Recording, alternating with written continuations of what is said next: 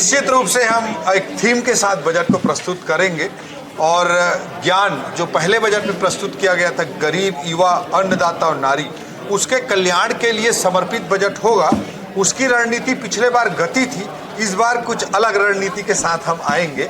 और जानते हैं कि हमारी जो संकल्प पत्र था, मैनिफेस्टो था भारतीय जनता पार्टी का, वो अपने आप में बहुत ही महत्वाकांक्षी मैनिफेस्टो था। चाहे हम धान खरीदी में 3100 रुपये की बात करें, चाहे हम करीब 70 लाख महिलाओं को, माताओं को, बहनों को महतारी वंदन योजना देने की बात करें, चाहे जैसे कि हमने संकल्प पत्र में कहा था कि 18 लाख गरीबों को आवास दिया जाएगा, जिसकी संख्या बढ़ते हुए 26 लाख को पार करने जा रही है, चाहे 2 साल के बोनस के भुगतान की बात हो 12 लाख किसान भाइयों को, ऐसे बहुत महत्वाकांक्षी मैनिफेस्टो था, संकल्प पत्र था। उसको पूरा करने में सरकार की पूरी वित्तीय ताकत हमने पिछले 2 सालों में झोंकी है, अभी भी हम झोंके हैं। इसके अलावा ये सब वेलफेयर स्कीम है, आप सभी मानते हैं।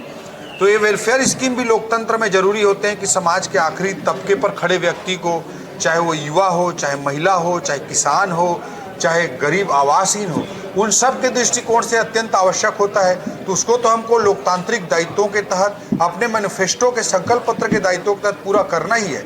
इसके अलावा जो शहर विकास है, कैपिटल सिटी को ग्रोथ कराना है, औद्योगिक नीति अच्छी लाकर उद्योगों का ग्रोथ कराना है, स्टेट कैपिटल रीजन बनाना है, चाहे इस तरह की जो चीज़ें, चाहे मेट्रो की बात हो, इस तरह की चीज़ों को भी हम आगे बढ़ाने का प्रयास कर रहे हैं। इसके अलावा रिफॉर्म्स पर बहुत फोकस है। जैसे आदरणीय नरेंद्र मोदी जी रिफॉर्म से परफॉर्मेंस की बात करते हैं, तो रिफॉर्म से ही किसी अर्थव्यवस्था में तेज़ी से परिवर्तन आ सकता है।